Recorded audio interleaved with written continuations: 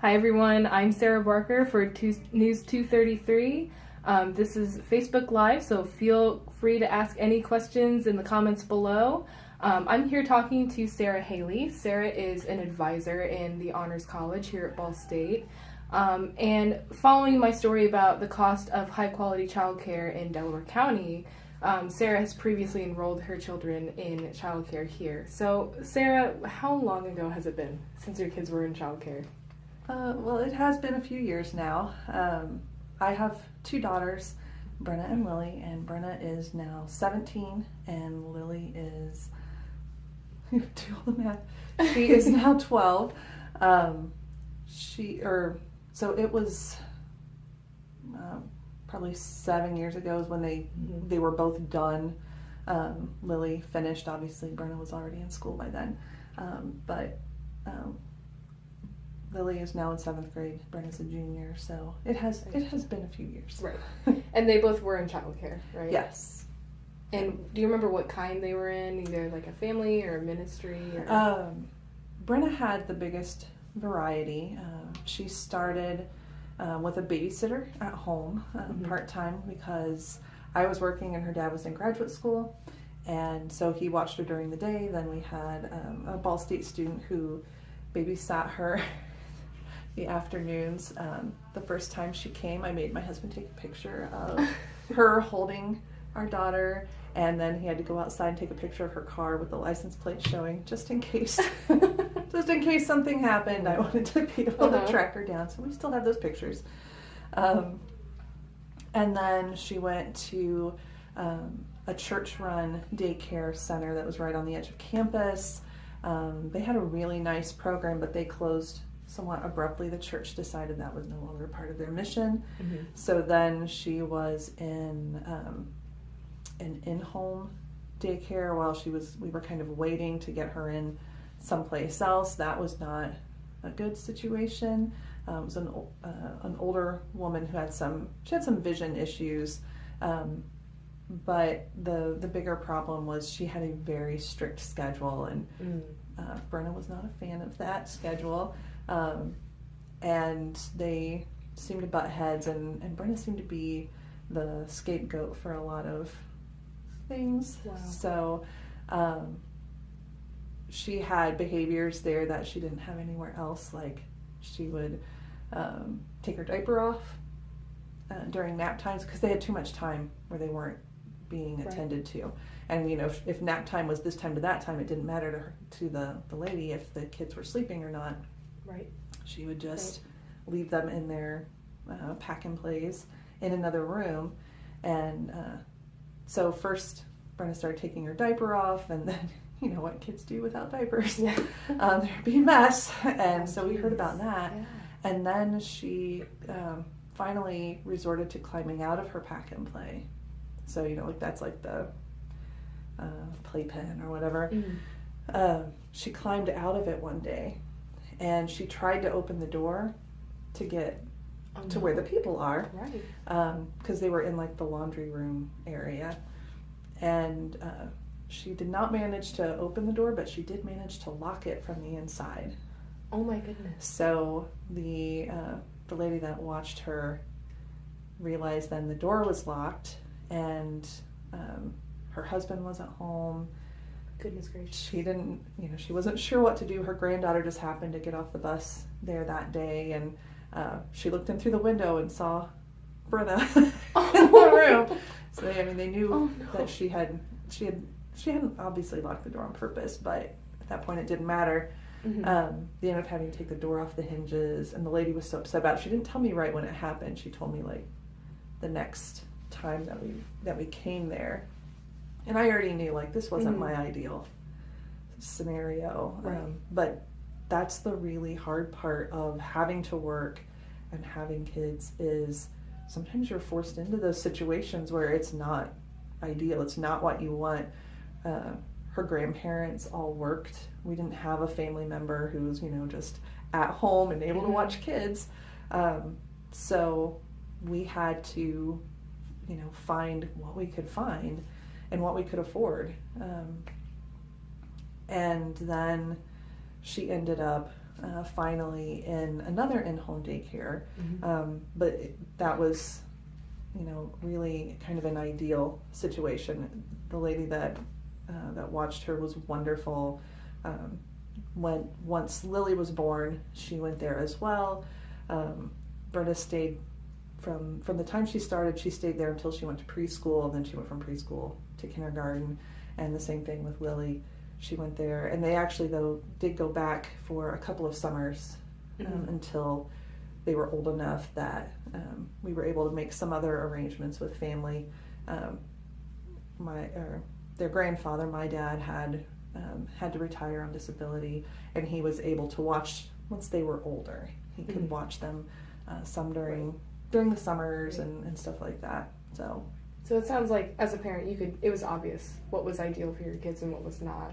But what was ideal always cost effective for you? Nothing about childcare is ever really cost effective. People always have statements like, you can't put a price on peace of mind and on, good care. But the people who provide the care absolutely can put a price on it. And the ideal situations can be very expensive. And so there were some places that I looked into earlier on that there was just, I don't know where the people worked that went there, because yes, they had excellent programs and they would have swimming.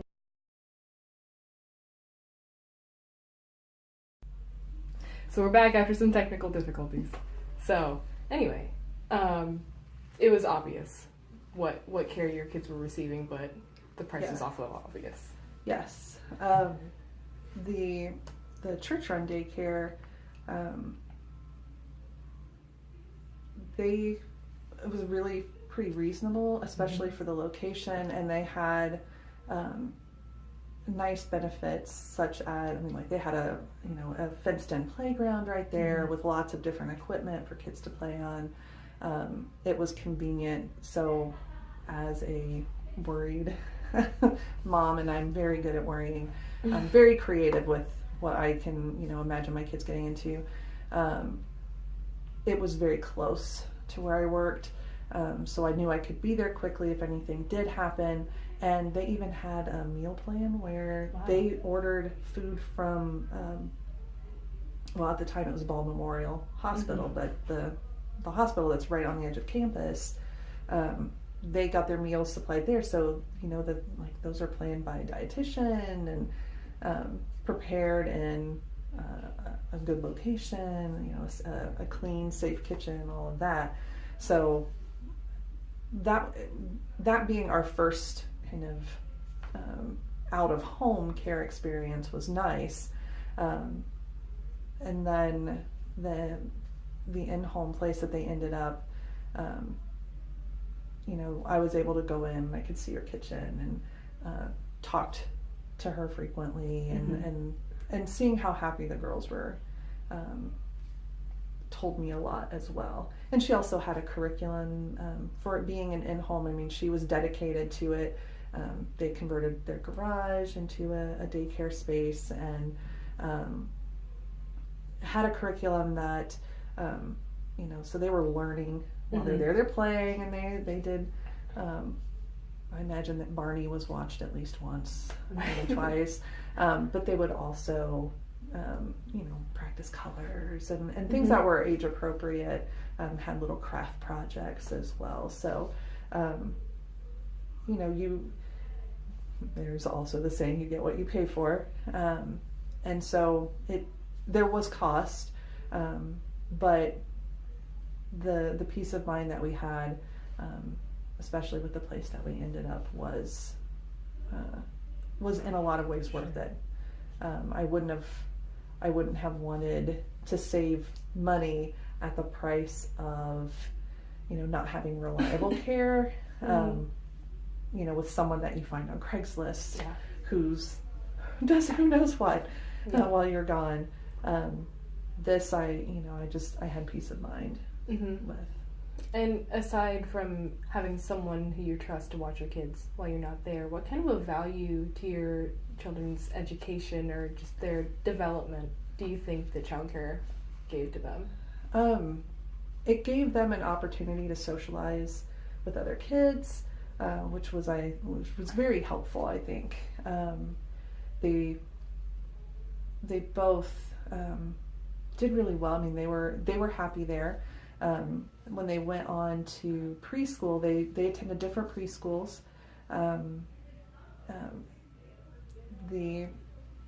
My oldest went to a place called Play and Stuff. It's not open anymore. And she did pretty well there. She was never a fan of nap time, and that usually seems to be a theme with her. Now she's 17. She loves to nap. But back then she did not enjoy it.